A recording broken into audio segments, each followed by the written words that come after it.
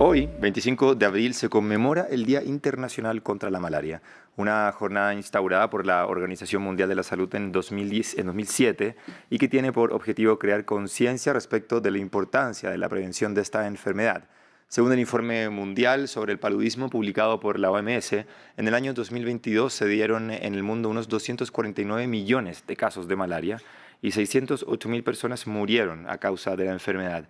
Y hoy, diversos nuevos factores, como el cambio climático, están contribuyendo a la expansión de la malaria. Para adentrarnos en este tema y comprender su importancia, estamos con David Forero Peña, médico infectólogo de la Universidad Central de Venezuela, profesor de la Facultad de Medicina de la UCB y director del Instituto de Investigación Biomédica y Vacunas Terapéuticas. David, muchas gracias por estar con nosotros en France 24. Buenos días, gracias a ustedes por la invitación. Muy buenos días. El año pasado se aprobó una segunda vacuna contra la malaria que tiene una efectividad del 75% y según la OMS estará disponible a mediados de este año. ¿Qué tan sencillo será el acceso a este fármaco, sobre todo en países de África, por ejemplo? Bueno, así es. Esta es la segunda vacuna aprobada. Son investigadores de la Universidad de Oxford. Es una vacuna bastante prometedora. Y en cuanto a la implementación, como toda vacuna es compleja. Es una vacuna aprobada para niños. Los ensayos clínicos que se realizaron fueron en niños de África, que es donde ocurre el 90% de los casos, más del 90% de los casos de malaria, y donde ocurre la mayor mortalidad precisamente en este grupo. Por eso fue aprobada en este grupo, que son los menores de 5 años. La implementación va a depender de cada uno de los países, pero sí se han hecho bastantes avances para que a mediados de este año en la mayoría de los países de África. Se estima que se pueden producir alrededor de 100 a 100.000 a 200, de 100 a 200 millones de vacunas por año. Entonces, es un reto bastante importante, pero esta ya sería la segunda vacuna recomendada y aprobada por la Organización Mundial de la Salud. Y bueno, es mejor tener dos que una, y bueno, esta tiene una eficacia mayor a la primera.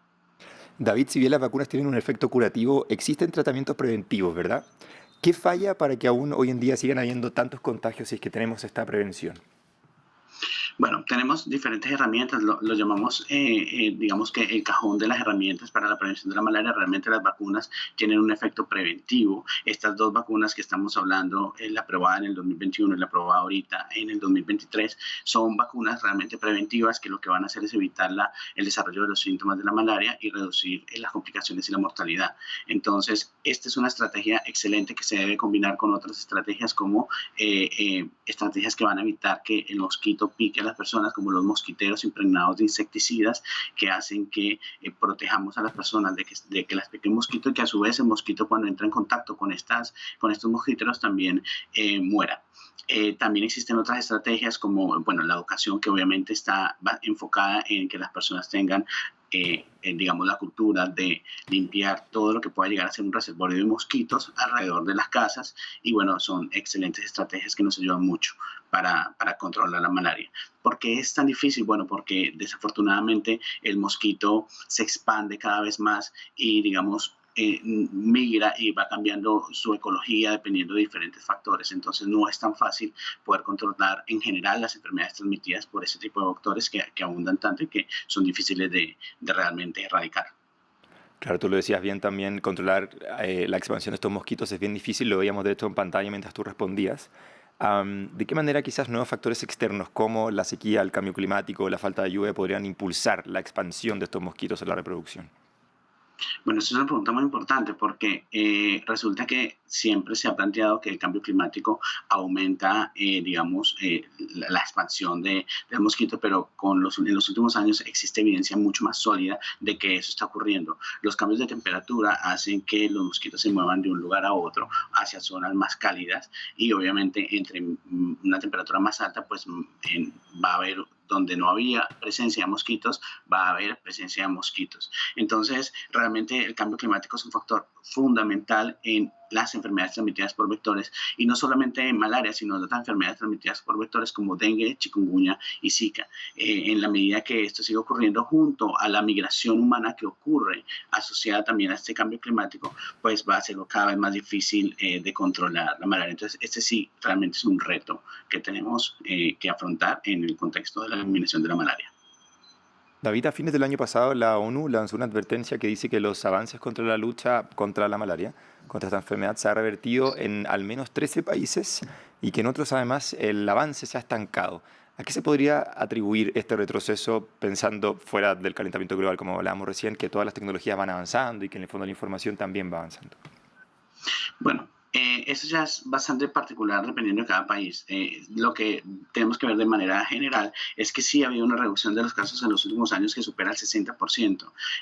Tenemos cada informe mundial, la Organización Mundial de la Salud cada año emite un informe que nos muestra el comportamiento epidemiológico de la enfermedad en todo el mundo y de manera general sí tenemos en la mayoría de los países una reducción y aunque tú bien lo mencionas tenemos unos países específicos que han mostrado el aumento. Eso va a depender de cada uno de los países y sus estrategias de control.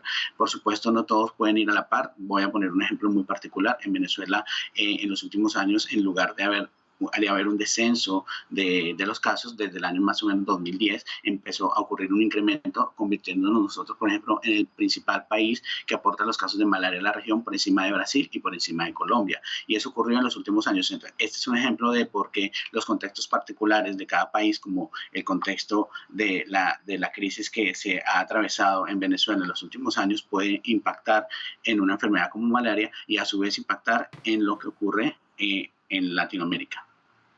Y justamente te quería preguntar por Latinoamérica, ¿qué tan presente está la malaria en Latinoamérica y de qué forma quizás los gobiernos podrían trabajar de manera conjunta para su erradicación o su prevención?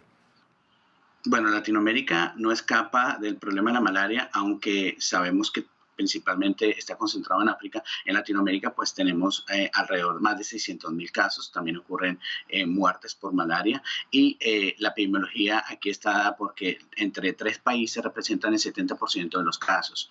Venezuela como en primer lugar, segundo Brasil y tercero Colombia, luego sigue Perú. Entre esos países representan básicamente el 80% de los casos de toda la región y cada país trabaja de una manera muy importante para el control de la malaria. La buena noticia es que en los últimos años aquí en Latinoamérica sí ha habido un descenso, por lo menos en el año 2019 nosotros teníamos más de 400.000 casos y ahorita en el último reporte tenemos alrededor de 150.000 casos y lo mismo los otros países vecinos. Entonces, cada gobierno trabaja de manera independiente para poder controlar la malaria a través de programas de control que involucra el uso de mosquiteros, un diagnóstico temprano y un tratamiento precoz.